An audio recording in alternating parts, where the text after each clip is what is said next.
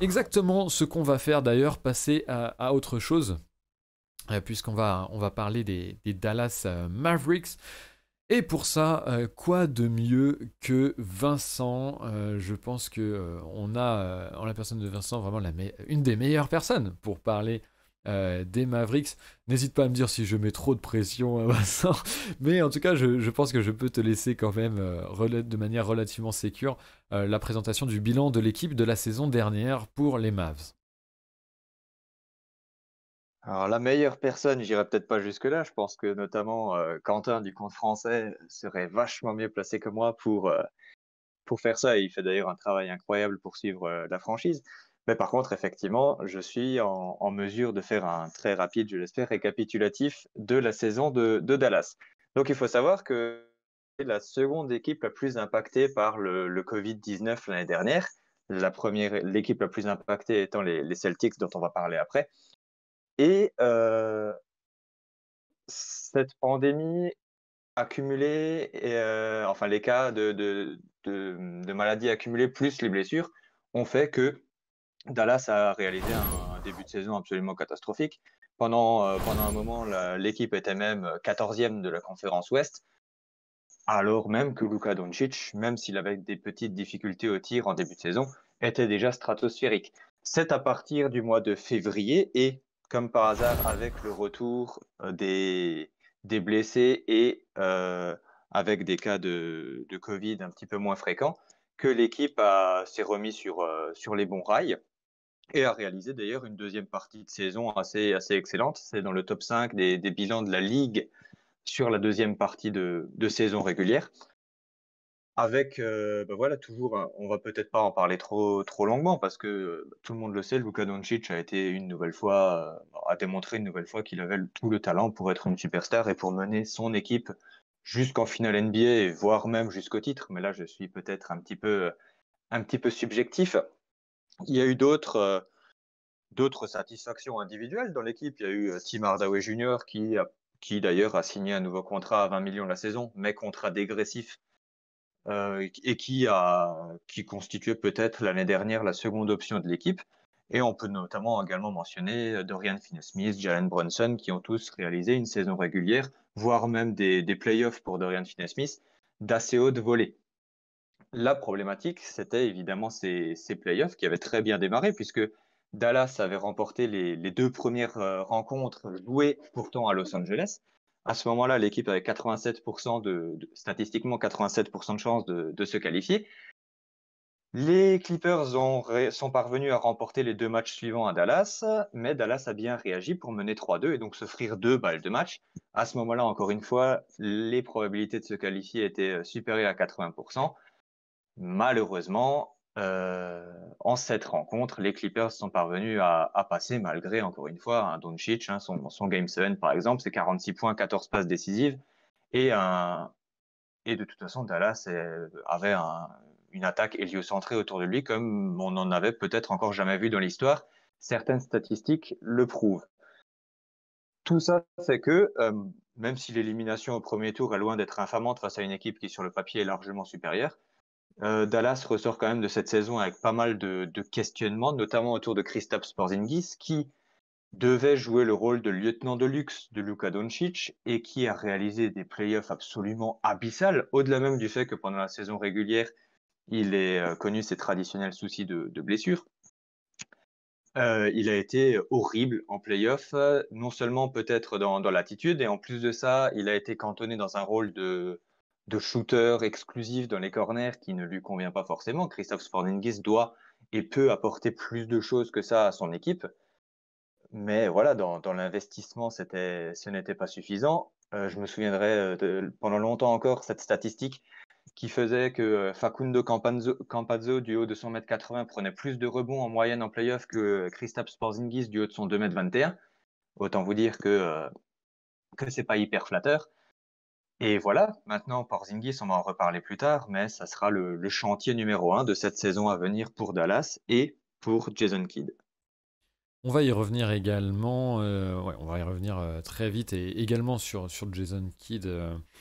Pardon, en tout cas, un bilan on ne peut plus complet qui va me permettre et ben de vous montrer le in and out, encore une fois, l'intersaison, les quelques mouvements de l'intersaison, même si vous allez voir que ça a été plutôt calme par certains côtés avant qu'on arrive au changement de coaching staff. Que je vous montre ça, voilà.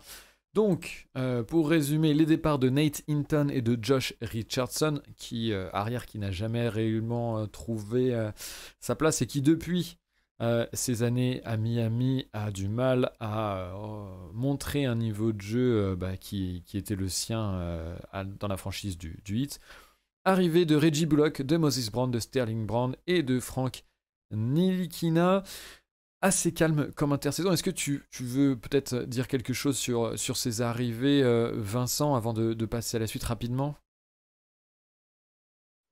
Très rapidement, peut-être, Oui. on constate simplement que sur le parquet, donc du point de vue des joueurs, les arrivées et les départs ne paraissent pas révolutionner l'équipe si on regarde par rapport à ce qui était présent sur l'année dernière.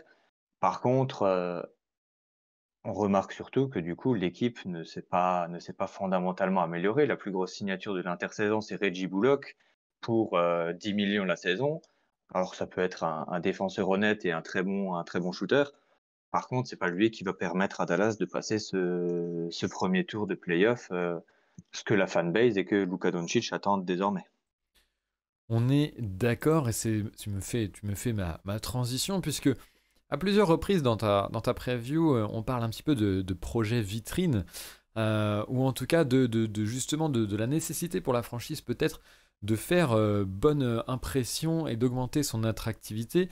Un enjeu motivé notamment par Luka Doncic. Alors, non pas qu'il ait réellement besoin voilà, d'immenses players à côté de lui pour pouvoir viser le titre. Hein. Doncic est extrêmement bon à lui tout seul. Néanmoins, comme tu le disais un petit peu en intro, on a vu que le système héliocentrique autour de lui a aussi ses limites et qu'il nécessite quand même, pour pouvoir passer un cap supplémentaire, certainement des ajouts, pourquoi pas substantiels. Et donc, cette attractivité pour cela est importante. Et puis surtout, le caractère du Slovène à l'intersaison, on a vu que celui-ci n'est pas habitué à perdre et qu'il le fait savoir, et qu'il va falloir du coup, pour la franchise des Mavs, même si elle signait sa prolongation pour 207 millions cet été, il va falloir le contenter à terme pour que celui-ci ne demande pas son trade vers des horizons plus compétitifs. Et donc cet aspect de vitrine potentielle pour des free agents ou autres est mentionné plusieurs fois dans ta preview, ce qui me semblait intéressant, puisque c'est vrai qu'on avait déjà eu la saison passée beaucoup de rumeurs, voire même de fantasmes, hein, on peut le dire, autour de la potentielle arrivée de Giannis Antetokounmpo, qui a été coupé court, des rumeurs et des fantasmes coupés court par la prolongation du grec chez les Bucks, bien évidemment. Ça offrait une saison de plus peut-être pour se montrer pour les Mavs, pour potentiellement attirer de nouveaux FA. Tu l'as dit, et on le voit avec cette intersaison, c'est un échec. Alors en termes de résolution à tout ça, bien évidemment, que ce soit pour attirer des free agents, mais aussi dans une optique d'amélioration interne seulement, ou même pour effectuer peut-être des changements dans l'effectif via trade, on y revient. Tous les regards semblent se tourner vers Porzingis, dont l'évolution va déterminer énormément de choses. Et pour parler un petit peu du laiton, je vais peut-être pouvoir me tourner vers toi, Greg. Qu'est-ce que tu penses de Kristaps Porzingis qui, il est vrai, dans la ligue, commence à jouir d'une réputation en déclin, très clairement. Qu'est-ce que tu penses un petit peu du grand poste 4, un petit peu licorne? C'est vrai que à la base, l'attraction Doncic-Porzingis, à un moment donné, ça vendait du rêve. Il y a eu fut un temps où on pensait que c'était bien. Et sur le papier, encore aujourd'hui, il y a du potentiel dans cette paire. Sauf que on en est arrivé à un stade où c'est devenu un running gag, Porzingis, malgré lui-même. Parce que c'est un mec qui est injury prone. Euh, J'avais noté, je crois, hier, voilà, donc depuis qu'on parlait tout à l'heure de l'absence de Nurkic sur les parquets, Il y a son alter ego dans le Texas. Porzingis, il a déjà loupé 189 matchs en saison régulière depuis qu'il est en NBA. Donc il a joué 286 matchs sur 475 possibles. C'est à peine plus d'un match sur deux. C'est pas du tout assez pour pouvoir construire ne serait-ce qu'une dynamique dans une équipe, pour pouvoir l'installer à un rôle et travailler des systèmes, etc. Tu peux pas, parce que il est jamais là. Tu peux pas travailler avec lui. Et le plus drôle dans tout ça, et ce qui lui met une pression énorme en plus de ça, donc ce qui fait qu'il est bloqué dans cette spirale infernale où il peut pas prouver parce qu'il est blessé. En plus de ça, quand il revient, il est absolument pas bon, il n'y a aucune motivation, il n'y a pas d'envie, et il apporte rien de bénéfique à Dallas. Et en plus de ça, en pression supplémentaire, il y a son contrat. Kristaps Porzingis, dans 3 ans, il a une player option à 36 millions.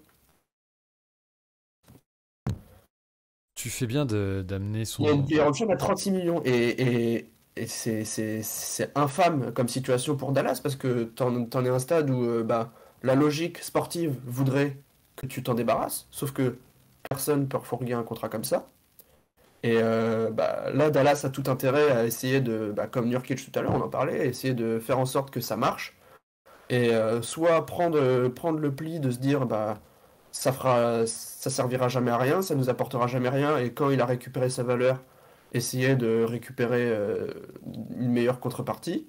Ou alors, ça marche vraiment bien pour une fois, et tu peux construire quelque chose avec lui. Mais dans le pire des cas, ça continue de pas marcher, personne en veut, et tu te retrouves avec une planche pourrie à 36 millions qui t'empêche de faire n'importe quel move, et tu te retrouves bloqué. Et c'est, je pense, la situation la plus plausible pour Dallas.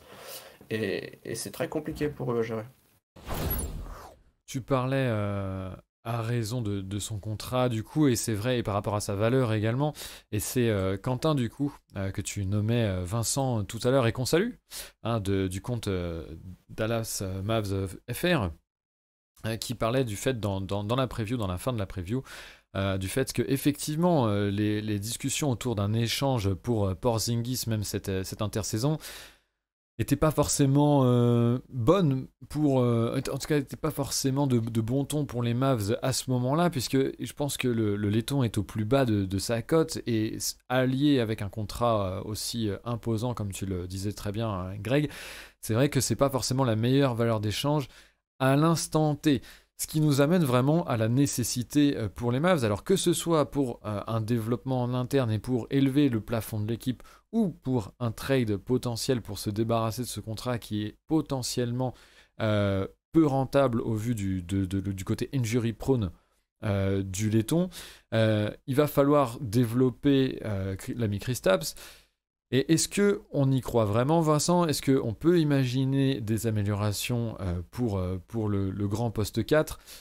Est-ce qu'il peut redevenir la licorne qu'il a été ou qu'il présageait d'être, notamment à New York, ou même, comme tu le précises parfaitement dans le chat, en février-mars 2020, où il était peut-être le meilleur joueur de Dallas? Alors, c'est peut-être mon côté d'éternel optimiste, j'en sais rien. En tout cas, je me dis déjà que ça ne pourra pas être pire que les playoffs qu'il a fait. Donc ça, déjà, une fois qu'on a... voilà, c'est pas comme les remarques qu'on peut retrouver dans un bulletin, touche le fond mais creuse encore. Là, on ne peut plus creuser côté Kristaps Porzingis. D'ailleurs, j'ai peut-être tendance à penser que l'idée qu'on se fait de la saison dernière des Mavs est trop impactée par les mauvaises performances de Porzingis, et au lieu de se concentrer sur le fait que Dallas a quand même réussi à pousser les Clippers dans 7 matchs. Mais passons. Je pense effectivement que Porzingis peut redevenir celui qu'il était. Alors attention, quand je dis redevenir celui qu'il était, je parle d'un niveau de jeu intrinsèque. Parce que de mon côté en tout cas, si Porzingis n'est pas une licorne, mais qu'il redevient impactant dans d'autres secteurs du jeu, ça ne me dérange pas. Je ne tiens pas spécialement à voir Kristaps Porzingis vivre derrière l'arc, à dégainer des tirs à 9 mètres de distance. Pas nécessairement. Par contre, à mon sens, son rôle de lieutenant tient principalement au fait qu'à la base, Kristaps Porzingis, s'il n'était pas un défenseur génial, était au moins un intimidateur, pour le coup, XXL. Forcément, il fait 2,21 m. Une fois qu'il lève les bras et qu'il se dresse sur le chemin de celui qui va vers le panier, c'est tout de suite vachement difficile de le contourner. Chose qu'il ne faisait absolument plus l'année dernière. L'année dernière, Kristaps Porzingis était devenu un poids mort pour la défense de Dallas. Et être un poids mort pour la défense de Dallas qui était déjà exécrable, c'est presque une performance en soi.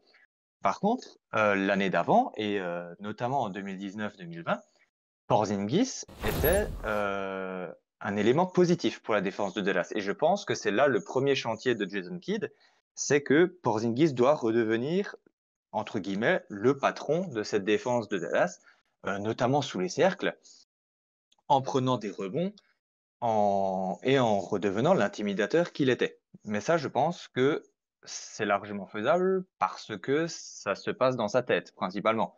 Il fait toujours 2,21 m, c'est peut-être l'envie qui lui manquait. Ensuite, ce qui serait vraiment idéal, mais ça, je me fais un petit peu moins d'illusions, ce serait qu'il développe un petit peu enfin un jeu au poste et qu'il arrête de vivre essentiellement sur le tir à 3 points, puisque voilà, même s'il est loin d'être mauvais, c'est quelque chose qui est assez fluctuant.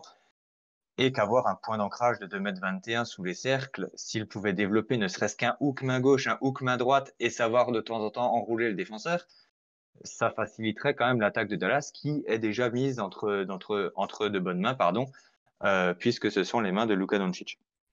Tu fais bien de parler de tout ça, et puis je pense qu'on peut parler de l'article écrit par Val en cours de saison sur le laiton, qui détaille encore un petit peu plus, si vous voulez, tous les axes potentiels de progression de Porzingis, et aussi peut-être les problèmes qu'il rencontre, à savoir, et comme tu l'as très bien dit, son enfermement peut-être derrière la ligne à 3 points, et surtout son côté unidimensionnel de ce côté-là du terrain. Donc, si vous voulez aller voir voilà, tous les axes de progression, et vous verrez, l'article est super, des vidéos, des stats, des graphiques, en veux-tu, en voilà, c'est un vrai bel article. Signé Val Watif, bien sûr, si vous ne le connaissez pas. Et Greg, excuse-moi, tu voulais dire quelque chose, peut-être, intervenir? Ouais, j'avais un chiffre qui illustrait bien, super bien ce que Vincent disait par rapport à comment dire, le cataclysme défensif que représente Porzingis, chose qui n'était pas du tout le cas avant. Donc, je suis allé chercher les chiffres là en même temps que Vincent disait ça. Sur l'année 2017-2018, donc sa dernière saison avec les Knicks, en termes de stats on-off, Porzingis, quand il est présent sur le terrain, c'est moins 6,4 points pour l'équipe adverse. Donc c'est quand même 93e percentile. Donc c'est-à-dire que chez les intérieurs, il n'y a que 7% des intérieurs qui font mieux que ça. Arrivé à la saison passée, il est arrivé 11e percentile. C'est-à-dire que presque tout le monde fait mieux que lui. Et c'était plus 5,2 points pour l'adversaire des Mavs. Oui, pour l'adversaire des Mavs, pardon. Donc il y a eu il s'est passé quelque chose parce que il y a eu une chute totale aberrante. Et on sait, en voyant ça, que Porzingis est capable. On sait que le feat avec Luka peut être totalement inarrêtable. Mais on sait aussi que faut se faire à l'idée que je pense qu'on reverra jamais Kristaps Porzingis à son vrai niveau. Et ça met vraiment, je le répète, hein, mais ça met Dallas dans une situation complètement irrespirable, quoi. Alors, je ne sais pas si on ne le reverra jamais, mais c'est vrai que un shift plutôt, pareil dans les chiffres, et c'est un super rapport que tu as là, puisque c'est du coup vraiment extrêmement tangible et démontrable, et on peut on peut voir à quel point la différence est importante. On peut se dire aussi que du coup ça vient peut-être de ses blessures, ça vient peut-être d'une appréhension à justement redevenir cet intimidateur, à pouvoir aller dans la peinture pour Porzingis, et y faire parler son physique et sa taille, et ça peut être très problématique. Et FD qui nous lance un petit peu sur Jason Kidd et le rôle qu'il va avoir là-dedans, ou qu'il n'aura pas. pour ne pas être trop pessimiste, mais c'est vrai que c'est le vrai changement dans cette franchise des Mavs à l'intersaison. On a vu qu'il n'y avait pas eu beaucoup d'upgrades en termes de profil de joueurs ou autres, et que ça passait certainement par beaucoup plus le développement interne, notamment de Kristaps Porzingis. Hein, on va pas y revenir, on a fait un point, je pense, assez exhaustif sur le poste 4. Jason Kidd qui devrait néanmoins avoir ce rôle de potentiel coach de développement pour Kristaps et trouver des solutions en interne pour faire cette évolution.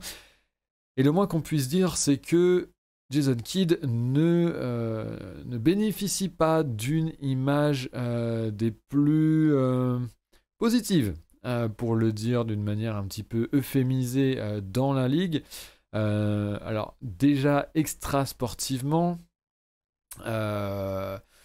Greg, est-ce que tu veux peut-être me donner un petit mot là-dessus rapidement, mais parce qu'on en parlait par rapport à Portland tout à l'heure, c'était quand même important, on l'a dit, ça joue aussi sur l'attractivité et l'image de la franchise. Vas-y Greg, je pense que tu as les dossiers à ce niveau-là. C'est ça. Et du coup, en rebondissant sur Portland, c'est d'autant plus marrant quand on sait que dans leur shortlist de coach, il y avait Jason Kidd devant Chauncey Billups. On se demande dans quel dossier ils vont chercher leurs prétendants pour avoir des coachs chez eux. C'est assez problématique. Et là, on arrive sur Dallas, donc avec Mark Cuban qui prend la décision, hein, de tout modifier dans sa maison. Et si on se repenche 3 ans en avant, c'est assez marrant, enfin marrant de manière assez ironique, hein, bien sûr, d'avoir Mark Cuban qui découvre les problèmes d'harcèlement sexuel, d'harcèlement moral envers les femmes dans l'institution Maverick, qui du coup fait énormément de sorties publiques, va faire des dons de plusieurs millions de dollars à des associations, aux personnes touchées, etc. Pour essayer de redorer un peu l'image, si tant est que cela soit encore possible, des Mavs. Et 3 ans après ces sorties publiques, pleines de fleurs, pleines de poudre aux yeux, il te signe Jason Kidd. Jason Kidd, qui plus est, euh, a des bons projets pour Kristaps Porzingis. Alors j'ai aucun doute que les deux s'entendent très bien ensemble, hein. J'ai l'impression ils partagent les mêmes valeurs à ce niveau-là, en termes d'extra sportif, ça, il n'y a aucun souci là-dessus.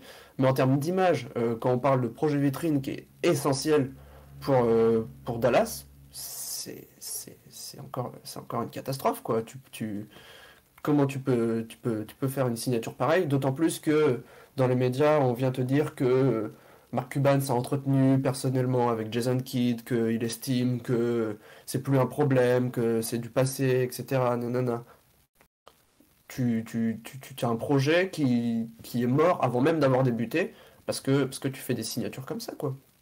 Alors, je serais peut-être moins extrémiste que toi, j'espère quand même pour ces Mavs que sportivement ce sera bien différent, mais très clairement, on peut froncer les sourcils pour encore rester dans l'euphémisme par rapport à ce positionnement-là, surtout quand voilà, ta franchise est quand même au cœur de débats à ce niveau-là. C'est vraiment pas le meilleur des signaux adressés au public et à l'ensemble de la ligue et des spectateurs. Et puis, d'autant plus que ce n'est pas comme si Jason Kidd avait une réputation sur le plan sportif qui permette de se dire qu'il y avait un gain potentiel de l'autre côté du terrain. Alors, loin de moi de vouloir faire le résultat avant l'heure, on espère pour ces Mavs que ce sera un fit plutôt cool au coaching, que ça matchera bien avec Luka Doncic, avec Kristaps Porzingis pour que potentiellement, sportivement, cette franchise puisse évoluer positivement. Néanmoins, on peut avoir quelques doutes sur Jason Kidd qui, après son passage à Milwaukee, n'était clairement pas positif ou vraiment dans les meilleurs du travail qui était possible à faire avec cette franchise. On l'a bien vu après avec la différence de résultats avec Budenholzer, qui également en plus cet été était au cœur de découverte, enfin comment je ne sais pas comment dire, de découverte d'un dossier comme ça parmi les joueurs, des joueurs qui l'avaient eu en tant que coach et qui parlaient un petit peu lui dans la presse, et c'était des méthodes de coaching très old school pour ne pas dire un petit peu stupides. Qu'est-ce que t'en penses, toi, Vincent, en tant que fan des Mavs? Qu'est-ce que tu peux nous dire là-dessus? Est-ce que tu as espoir de voir Kidd potentiellement réussir malgré tout sportivement dans cette franchise, malgré comment dire ça, tous ces points négatifs potentiels autour du coach? Alors, effectivement, de prime abord, je ne suis pas un grand fan de la signature de Jason Kidd. Je ne vais pas revenir sur l'extra sportif, je vais plutôt essayer de me concentrer sur le sportif, parce que, comme tu l'as bien rappelé, il n'a pas de véritable performance en tant que coach principal. Alors maintenant, à voir ce qu'il a pu tirer de cette expérience de 2 années aux côtés de Frank Vogel du côté des Lakers. Peut-être que ça aura porté ses fruits et ça aura peut-être fait évoluer sa vision du coaching qui, comme tu l'as dit, était plutôt archaïque.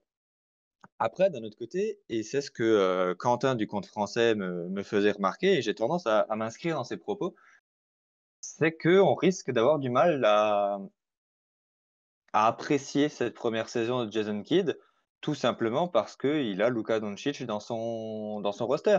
Il y a 20 ans, Sir Alex Ferguson, il disait: donnez-moi Zidane et 11 bouts de bois et je vous gagne la Ligue des Champions.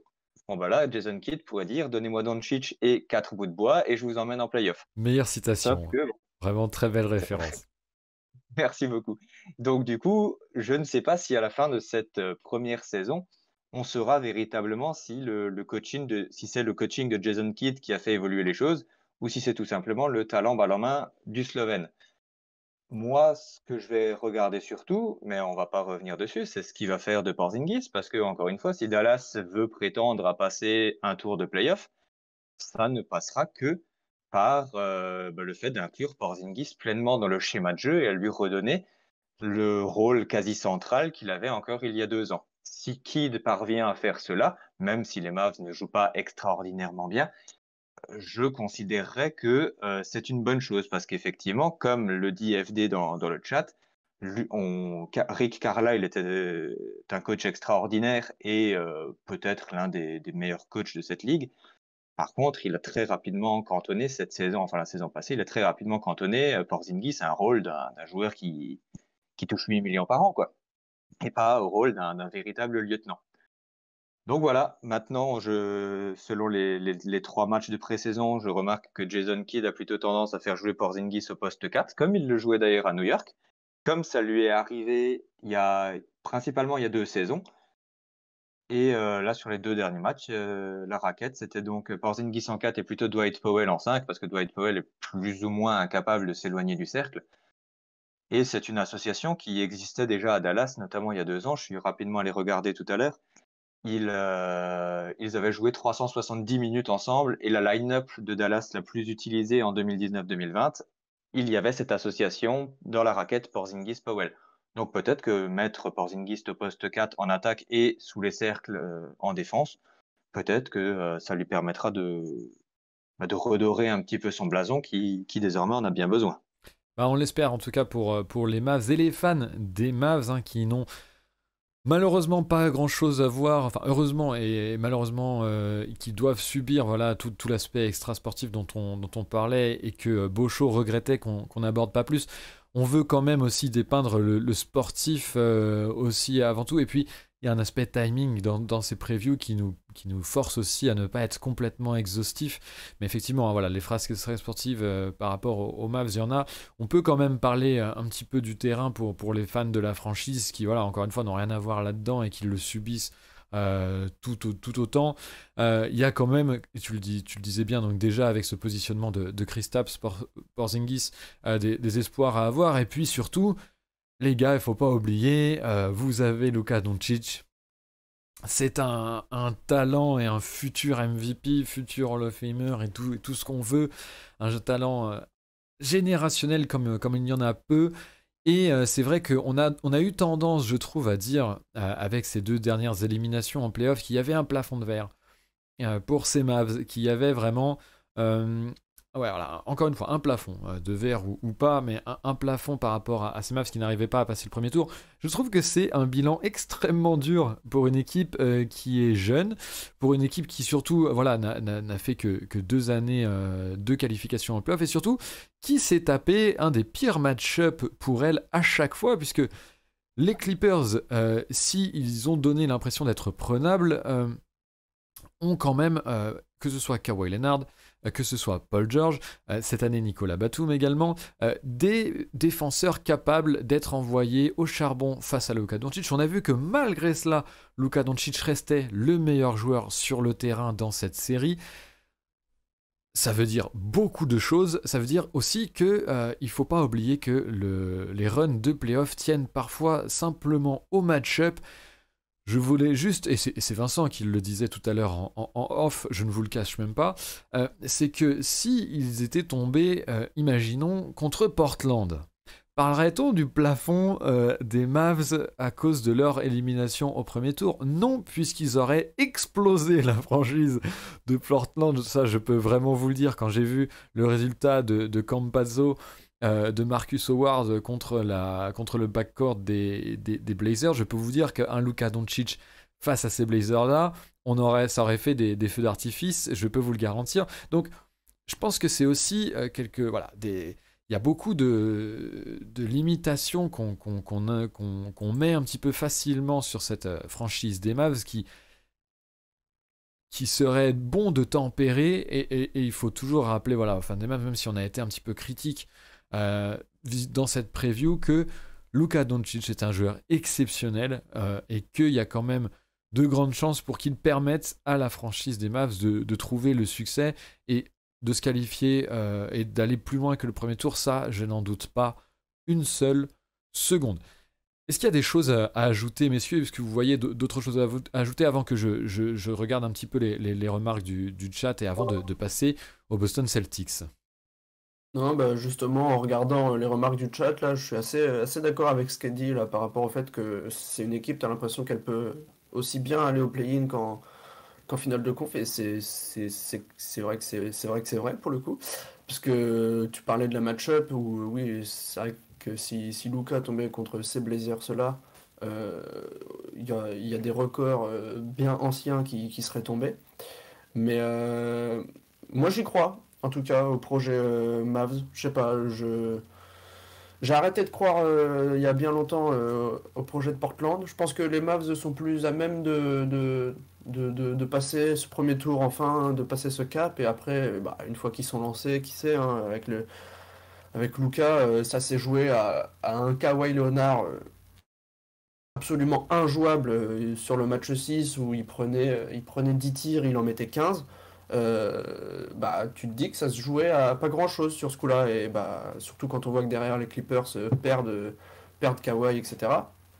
Ça s'est vraiment joué à pas grand chose pour les Mavs, et dans une logique sportive de continuité, et où Luka justement arrive à travailler sur lui-même, sur que ce soit son comportement, en prendre moins de fautes techniques qui te coûtent des points bêtes, et être plus dans la gestion pour savoir gérer justement les fins de match où on l'a beaucoup critiqué. Bah moi je crois que ces Mavs ils peuvent espérer mieux, quoi. Voilà, est-ce que Vincent, je pense qu'on peut te donner pardon, le dernier mot, le mot de la fin sur ces Mavericks. Est-ce que tu veux ajouter quelque chose? Écoute, en guise d'ouverture, j'avais plutôt pensé à vous mettre on the spot, comme dirait la chaîne YouTube préférée de ta chaîne YouTube préférée. Vous les voyez où dans cette conférence Ouest cette année, les Mavs? Pour rebondir en plus sur ce qu'il disait, ce qui était dit dans le chat. Moi, pour me mouiller pour une fois, je les verrais bien de nouveau autour de la 5e place de la conférence Ouest. Et d'ailleurs, pour être tout à fait transparent, je peux vous dire qui c'est que j'ai mis devant dans le classement que j'ai très rapidement effectué. Je mets Utah, je mets Phoenix encore, je mets les Lakers et je mmets Denver. Alors pas forcément dans cet ordre-là. Par contre, je vois maintenant Dallas devant les Clippers en raison de la blessure de Kawhi Leonard qui, s'il s'est, on ne sait pas exactement ce qu'il a, mais s'il s'est effectivement rompu les ligaments croisés, il sera à l'infirmerie toute la saison régulière. Je les mets devant les Blazers, je les mets devant les Warriors ou autres Grizzlies. Qu'est-ce que vous en pensez, vous? Bah moi je vais te laisser me dire ce que j'en pense moi parce que bah, j'ai pas mon tableau prévisionnel chez eux que j'avais rempli la semaine dernière du coup pour QI. Donc Alors moi, je viens d'aller chercher mon tableau, donc je peux te dire je peux te dire que je les mets 5. Et ça se pose devant Clippers, Blazers. Je pense que du coup, vous l'aurez compris, j'ai mis beaucoup d'équipes devant les Blazers notamment. Mais les Mavs en font partie. Et c'est une équipe, s'ils ont pas de problème Covid outre mesure, bah on l'a vu la saison passée, ils font un début de saison calamiteuse et ils se retrouvent quand même au cinquième spot. Alors ok, il y a eu les Lakers qui ont eu aussi beaucoup de problèmes, que ce soit de blessures, etc. Mais non, moi je parlais de cette logique de continuité justement, et pour moi la cinquième, sixième place, c'est pas déconnant quoi. alors est-ce que Vincent tu as Et mon... Clément, Oui. tu t'inscris dans les propos, mais on est tous les trois d'accord alors qu'on ne s'est réellement pas consulté. On met tous les trois les Mavs cinquième de la conférence Ouest et tous les trois devant, alors dans des ordres différents, on a Lakers, Suns, Jazz, Nuggets. Donc on est parfaitement raccord, on a l'impression qu'on en a discuté avant. Et ce n'est pas du Alors tout le cas. n'en dis pas trop Vincent, tu risquerais de spoiler quelques annonces qui arrivent prochainement sur notre site. Mais c'est bien un Ça petit va, on peu a de la marge. c'est bien un petit peu de teasing comme ça, les membres du chat et ceux qui font partie de ce live auront une petite prémisse bien sentie. On va s'arrêter là du coup par rapport aux Mavs, alors que Tom nous dit que lui, il voit plutôt à l'inverse les Blazers meilleurs puisque sur la SR, il les trouve un petit peu plus profonds que ces Mavs-là. Ce sur quoi on peut tomber d'accord, en tout cas personnellement, je peux tomber d'accord. 6 ou 7 nous dit Tom, parce que c'est vrai qu'avec l'importance des blessures, ça peut aller vite et la profondeur de roster peut être important en SR. On va s'arrêter là pour les